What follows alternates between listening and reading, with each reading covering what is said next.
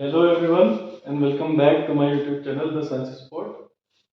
Last class में आप लोगों ने मेल रिप्रोडक्टिव सिस्टम पढ़ा था या रिप्रोडक्टिव सिस्टम के बारे में जाना था, फिर मेल रिप्रोडक्टिव सिस्टम के बारे में जाना था। आज आप लोग फीमेल रिप्रोडक्टिव सिस्टम पढ़ेंगे बेटा।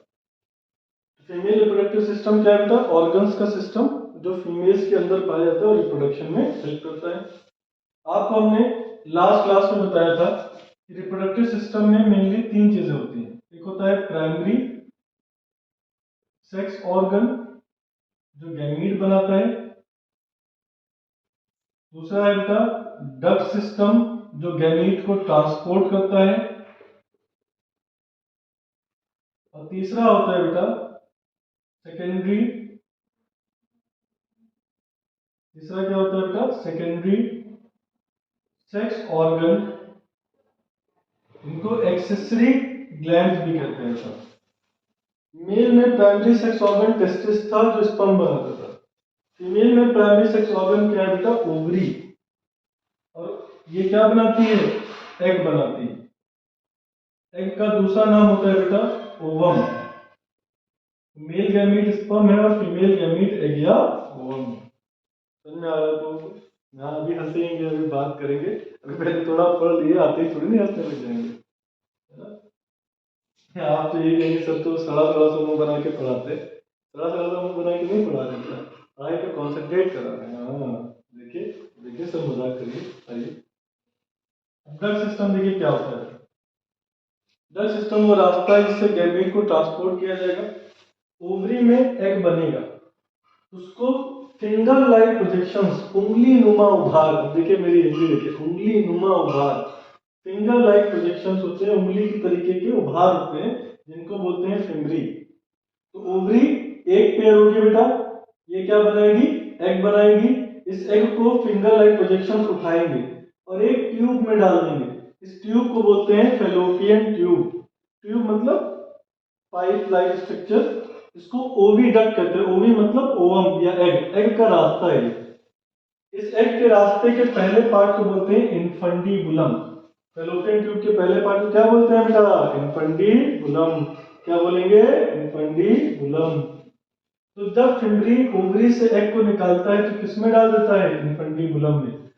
इन्फंडिबुलम से, अच्छा, फेलोपियन ट्यूब में सीलिया पाए जाते हैं। सीलिया मतलब छोटे छोटे हेयर्स पाए जाते हैं। फेलोपियन ट्यूब में सीलिया पाए जाते हैं, छोटे छोटे, जैसे हमारे हाथ पे बाल होते हैं वो क्या है? सीलिया। अब बड़े हेयर्स को बोलते हैं फ्लैजिला। तो जो सर में बाल है वो क्या है? फ्लैजिला।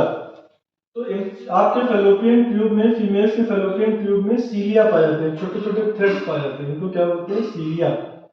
ये सीलिया क्या करते हैं बेटा? एग को पकड़ करके आगे पहुंचाते हैं। भाई स्पर्म में टेल होती है तो वो स्विम करते हुए आगे बढ़ जाता है, लेकिन एग में टेल नहीं होती तो उसको सीलिया आगे बढ़ाते हैं। पहले एग आएगा इन्फंटिबुलम में, फिर एक एक्सपेंडेड पार्ट में, फैले हुए पार्ट में जाएगा, इसको बोलते हैं एम्पुला। फिर सीलिया एग को एम्पुला और थॉमस के बीच में ला करके छोड़ देगा।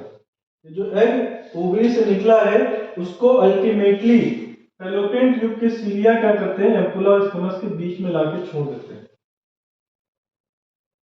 एग लगभग 2 दिन तक स्पर्म का वेट करता है। एग जो होता है 2 दिन तक सरवाइव कर सकता है, 48 आवर्स, 2 दिन तक ये सरवाइव कर सकता है, और स्पर्म सिर्फ 24 घंटे तक सरवाइव कर सकता है। जब मेल और फीमेल के बीच में फिजिकल कांटेक्ट बनता है, कॉपुलेशन होता है बेटा, तो स्पर्म को वेजाइना में डिपॉजिट कर दिया जाता है। पेनिस जो होता है ये सिर्फ वेजाइना तक इंसर्ट हो सकता है, उसके आगे नहीं। वेजाइना तक स्पर्म को डिपॉजिट कर दिया जाता है, फिर ये स्पर्म स्विम करते हुए फेलोपियन ट्यूब में जाता है और एग से फर्टिलाइज कर जाता है। तो फर्टिलाइजेशन कहाँ पर होता है? एम्पुला और स्थमस के बीच में। और एम्पुला और स्थमस के बीच में जो पार्ट होता है उसको बोलते हैं एम्पुलरी स्थमस जंक्शन। आप जंक्शन जानते हैं बेटा, जहां दो ट्रेनें मिलती है उसको क्या बोलते हैं? जंक्शन। क्या बोलते हैं बेटा? जंक्शन।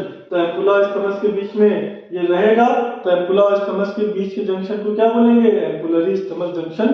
तो अगर आपसे कोई एग्जाम में पूछता है, चाहे वो आपका बोर्ड एग्जाम हो चाहे वो कंपटीशन का एग्जाम हो, कि वेयर डज फर्टिलाइजेशन अकर्स, तो fertilisation occurs at ampullary isthmus junction. Clear? तो प्राइमरी सेक्स ऑर्गन यहाँ पे क्या हो गया? ओवरी। डक्ट सिस्टम में सबसे पहले क्या आता है? फेलोपियन ट्यूब या ओविडक्ट, जिसके 3 पार्ट है, इन्फंटिबुलम, एम्पुला और स्थमस। फिमरी क्या होते हैं? ये इन्फंटिबुलम से फिंगर लाइक पोजीशन निकलते हैं जो एग को कलेक्ट करके फेलोपियन ट्यूब में डालते हैं। अब ब्लड सिस्टम में सबसे पहले आता है फेलोपियन ट्यूब, उसके बाद आता है बेटा यूट्रस। यूट्रस को दूसरा नाम दिया जाता है वूम। यूट्रस मां की कोख होती है जहां पे बच्चे को पाला जाता है, मदर अपने बेबी को यूट्रस में जाके इम्प्लांट हो जाएगा और वो डेवलप कर जाएगा एम्ब्रियो में और फिर बेबी में डेवलप कर जाएगा। अगर फर्टिलाइजेशन नहीं हुआ तो एग बॉडी के बाहर चला जाएगा। क्लियर? तो एक पेयर ओवरी होगी प्राइमरी सेक्स ऑर्गन, एक पेयर फेलोपियन ट्यूब होगा जो कि डक्ट सिस्टम का पहला पार्ट है। उसके बाद यूट्रस एक होगा, सर्विक्स एक होगा, वेजाइना एक होगी। तो डक्ट सिस्टम में क्या क्या आएगा? फेलोपियन ट्यूब, यूट्रस, सर्विक्स और वेजाइना। क्लियर? सर्विक्स वेजाइना महज एक रास्ता है जिससे स्पर्म और एग ट्रांसपोर्ट होते हैं। स्पर्म अंदर एंटर करता है और एग बाहर। स्पर्म अगर डिपॉजिट होगा वेजाइना में तो पहले सर्विक्स में जाएगा, सर्विक्स से यूट्रस से होते हुए फेलोपियन ट्यूब में जाएगा। अब आप कह रहे होंगे कि सर आपने एग तो यहीं बनाया, यहाँ भी तो एक ओवरी है, ये भी तो एक ओवरी है, सर ये भी एग बनाएगा। बिल्कुल सही बनाएगा, लेकिन अल्टरनेट मंथ्स में ओवरीज एग बनाते हैं। एक मंथ में अगर ये ओवरी एग बनाएगी तो अगले मंथ में ये ओवरी एग बनाएगी। अब आप पूछेंगे सर अगर दोनों बना दे तो? अगर दोनों ओवरी ने एग बना दिया तो यहाँ भी एग आ जाएगा, यहाँ भी एग। अब दोनों एग फर्टिलाइज होंगे और ट्विंस बन जाएंगे। और वो ट्विंस बनेंगे जो आपस में फिजिकली नहीं जुड़े होंगे, जो कुछ सेकंड्स के फासले में पैदा होंगे। लेकिन कभी कभी क्या होता है बेटा, एक एग में दो स्पर्म एंटर करते हैं। नॉर्मली एक एग में एक ही स्पर्म एंटर करता है जिससे एक बेबी बनता है, लेकिन कभी कभी एक ही एग में दो स्पर्म एक साथ एंटर कर जाते हैं।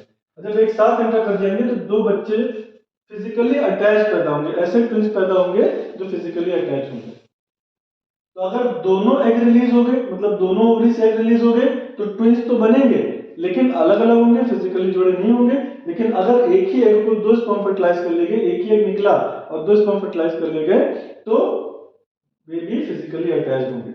और जो पार्ट फेलोपियन ट्यूब में यहाँ पर है, बिल्कुल यही यहाँ पर भी वही पार्ट है। कॉपर ग्लैंड है ना, कॉपर ग्लैंड नाम देखे, काउ का पर, मतलब गाय में पर निकल है ना। अब सेकेंडरी सेक्स ऑर्गन फीमेल की बात करें, फीमेल में पहला सेकेंडरी सेक्स ऑर्गन होता है बेटा मेमरी ग्लैंड। मेमरी ग्लैंड हम लोग क्या है, मैमल्स है। मैमल्स क्या होते हैं जिनकी फीमेल के पास मेमरी ग्लैंड होता है। मेमरी ग्लैंड क्या होता है? मिल्क फीडिंग ग्लैंड, वो ग्लैंड जो मिल्क को बनाता है, या मिल्क सिक्रीटिंग ग्लैंड, ज्यादा बेटर क्या है, मिल्क को प्रोड्यूस करने वाला ग्लैंड।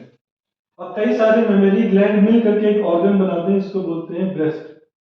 कई सारे मेमरी ग्लैंड मिल करके एक ऑर्गन बनाते हैं ब्रेस्ट, और ब्रेस्ट ही मिल्क फीडिंग के काम होता है। तो फीमेल में सेकेंडरी सेक्स ऑर्गन में पहला क्या, मेमरी ग्लैंड, ये बेबी को फीड करता है तो रिप्रोडक्शन में हेल्प करता है।